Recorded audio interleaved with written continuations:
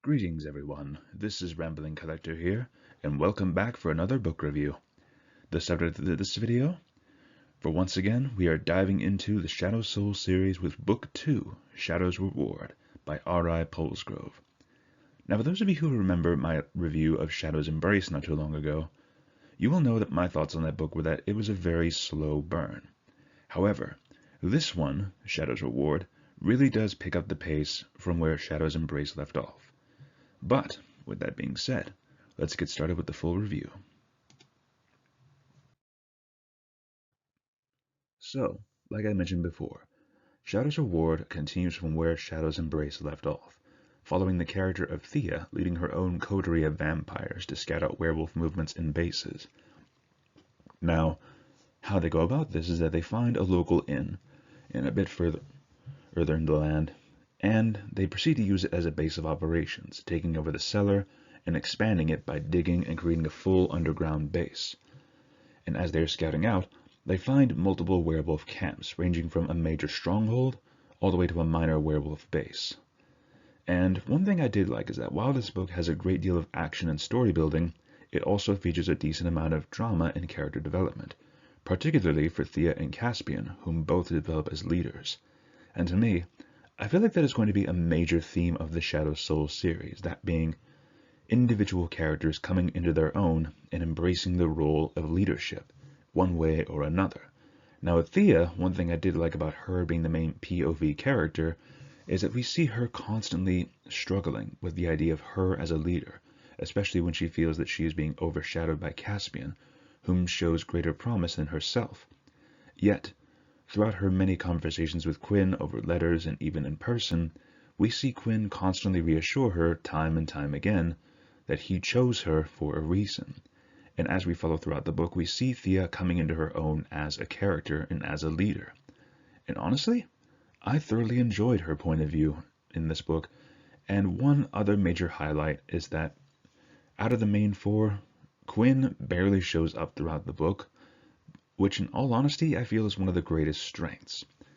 Because to me, I honestly thoroughly enjoy the Dead Souls books that give the main quartet a break. They might appear every once in a while, but more often than not we are treated to other characters, really expanding the fact that there are individuals within this universe, and provides a great idea for more in-depth stories. It isn't just related to the main cast. That was one of the main gripes I had with Shadow's Embrace, is that with Quinn, it felt like very much a slow burn, which, while it was nice to see him growing into his own as a leader, this one is where it really takes off with another character. But another major aspect I did like about this book was that despite being creatures of the night, the vampires here still hold on to their humanity in some way, showcased by their emotions and attachments that they felt towards their old lives.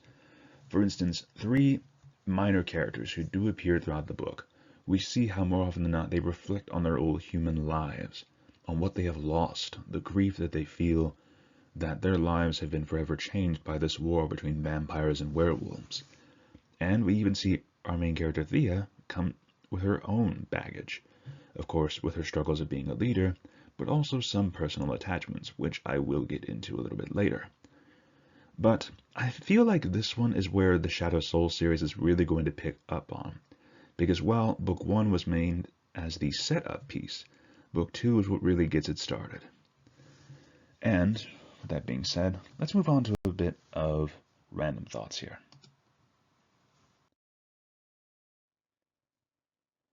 So, another major aspect of the book that I did like was in fact the romance between Thea and Alice, the one who runs the inn that our main cast of vampires is staying in. And undercover. And I really liked the whole blossoming romance between the two. It was very, very sweet and really well done. And honestly, if I had read this book way back in June, I would have used this as a Pride Month review. I am not going to lie to you all there. It was really sweet, but also had a lot of drama into it, especially when Thea's identity as a vampire was revealed to Alice, which would drive a bit of a stake between the two of them, not going to lie. And there was a lot of times that I actually felt really invested into their romance, that I was actually just thinking to myself, these two had better be endgame by the end of the novel. And while it does still seem to be a little bit up in the air, it does look like it could be guaranteed. Might have to see for future installments just to be able to see how that rolls around. But I am very excited to see that, and honestly, I'm a sucker for a good bit of romance, especially if it's well written. But again, I did like how Thea was portrayed as someone who is trying to go into the leadership role, but always having their own insecurities and doubts. It makes her far more human and more compelling of a character.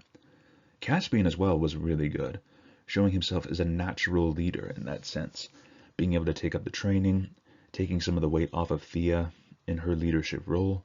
I really enjoyed it. And again, also the werewolves, how they got expanded on in this book, was immaculately well done. Though I'm honestly really excited for whenever we might get any POV books on the werewolves as a whole, just because more often than not we've seen them as the major antagonists. But I want to see more of their society, how they became so cruel and twisted, and how they ended up fighting against the vampires in the first place. I am actually thoroughly excited for whenever we do get those books, if ever. And again, I just really love how well expanded the universe is with vampires, werewolves, and zombies all rolled into one. That's been one of the major highlights for me in this series, especially with vampires being portrayed as more human than creature of the night. They are still monsters, but they still have a heart.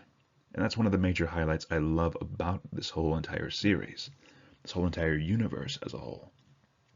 But with that being said, let's move on to the final score, which if it wasn't obvious, I'm pretty sure you all can guess what it is.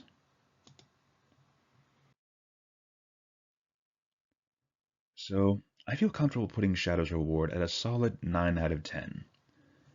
I thoroughly enjoy this book a lot more than Shadow's Embrace, if I'm being completely honest, because while Shadow's Embrace, again, was set up as a build piece, as the building block for the series, and a bit of a slow burn, this book is what really kicks it off, and I cannot wait to read and review books 3 and 4, which are currently out right now. And I hope you all did enjoy this review. I know the video is a little short, but I figured I would just not ramble as long as I have before. But I hope you all did enjoy this review. If you did, please feel free to leave a like, comment your thoughts down below, and subscribe if you're interested for more future installments on this channel. However, if you have any suggestions for any other indie authors or books you would like to see me review in the future, please feel free to let me know. I always love a good input and idea for a new book to see and review, especially ones that aren't heard of very often. Now, if you want to hear more about this author in particular, I will leave a link to the playlist that I have for their works here at the end of this video, or if you're curious to see some of the other books that I've reviewed on this channel, I will leave a link to that playlist as well. I really hope you'll enjoy this video, and I will see you all in the next review. Take care, fellow readers.